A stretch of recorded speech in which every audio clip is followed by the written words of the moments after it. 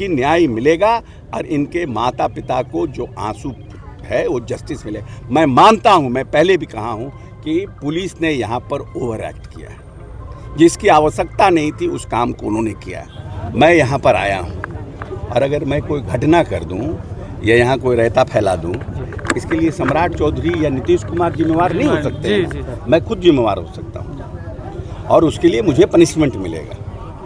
क्या वाकई भरत तिवारी एनकाउंटर मामले में पुलिस ने ओवर एक्ट किया था, यानी कि पुलिस ने अपने कार्यशैली और अपने क्षमता से ज्यादा काम कर दिया, एनकाउंटर कर दिया, जो कि सरकार और पुलिस वालों ने पहले से तय भी नहीं कर रखा था?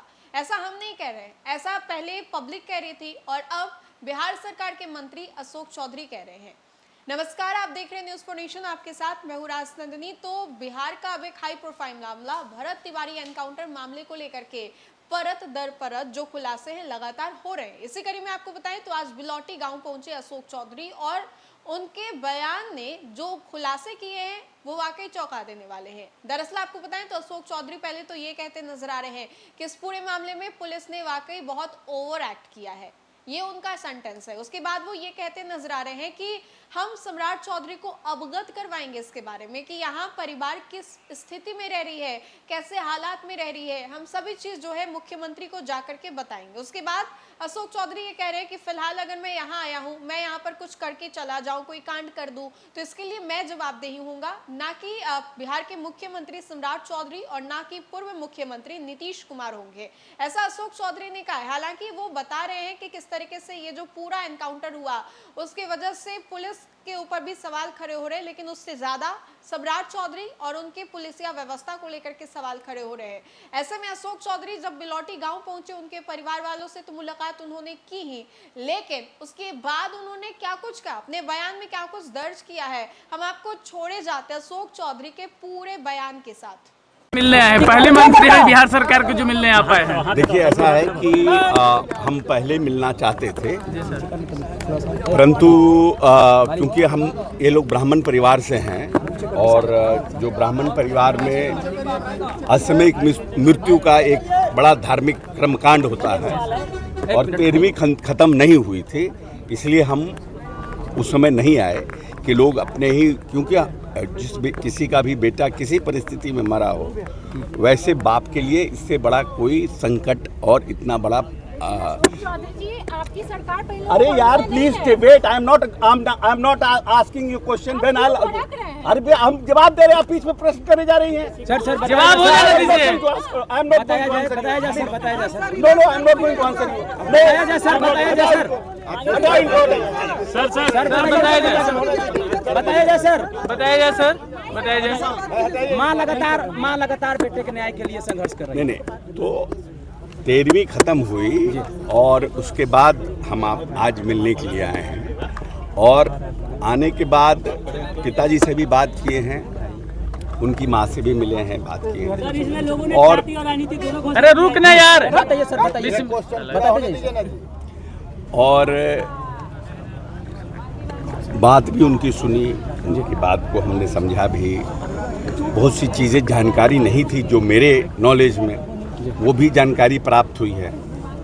हम इन सब बातों से मुख्यमंत्री जी को अवगत कराएंगे और मुख्यमंत्री जी को बताएंगे कि किन परिस्थितियों में क्या स्थिति है, क्योंकि आज मैं मंत्री हूँ, मैं यहाँ पर आया हूँ और अगर मैं कोई घटना कर दूँ या यहाँ कोई रहता फैला दूँ, इसके लिए सम्राट चौधरी या नीतीश कुमार जिम्मेवार नहीं हो सकते। मैं खुद जिम्मेवार हो सकता हूँ और उसके लिए मुझे पनिशमेंट मिलेगा। तो जो भी लोग इसमें इन्वॉल्व हैं, एक तो है कि गलत तरीके से प्रचार किया जा रहा है कि डीएसपी का प्रमोशन कर दिया गया। डीएसपी का प्रमोशन नहीं, पोस्टिंग किया गया सर, कहीं कहीं मीडिया में चल रहा है, वो प्रमोशन नहीं किया गया। उनके बारे में तो सरकार ने माना कि लोग उनके कार्य प्रणाली से असंतुष्ट हैं, इसीलिए उनका तबादला यहाँ से किया गया और क्योंकि न्यायिक प्रक्रिया को वो प्रभावित न कर सके यहाँ डीएसपी रहते हुए, इसलिए उनको यहाँ से हटाया गया।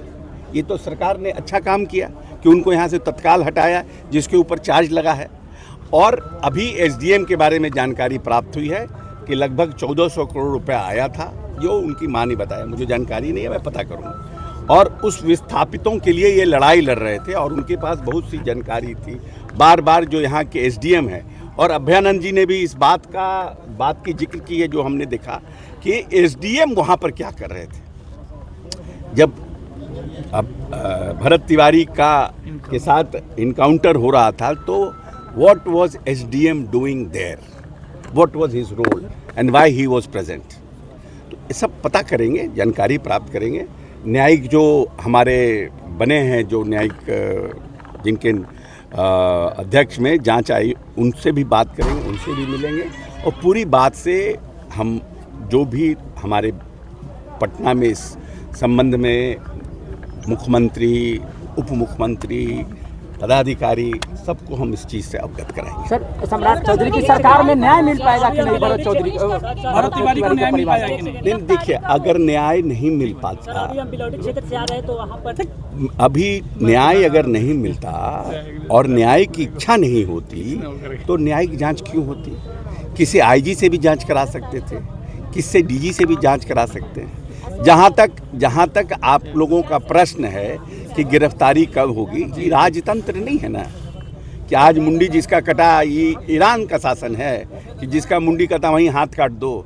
ये तो न्यायिक व्यवस्था है ना। आपको याद होगा कि आपका क्या नाम है, हमारे जो टेररिस्ट आए थे, जो टेररिस्ट अटैक हुआ था बॉम्बे में, याद है ना कसाब का, कितना लंबा प्रोसेस चला था उसका भी। कसाब, जबकि उसको फांसी की सजा हुई, फिर भी कितना लंबा प्रोसेस चला। तो there is a judicial system working in this country, let that system work out, but I will make it sure, आप लोगों को मैं आश्वस्त करता हूं कि न्याय मिलेगा और इनके माता पिता को जो आंसू है वो जस्टिस मिले। मैं मानता हूं, मैं पहले भी कहा हूं कि पुलिस ने यहाँ पर ओवर एक्ट किया है, जिसकी आवश्यकता नहीं थी उस काम को उन्होंने किया। तो ठीक है, ओवरऑल वील सी कैसे इनको न्याय मिले।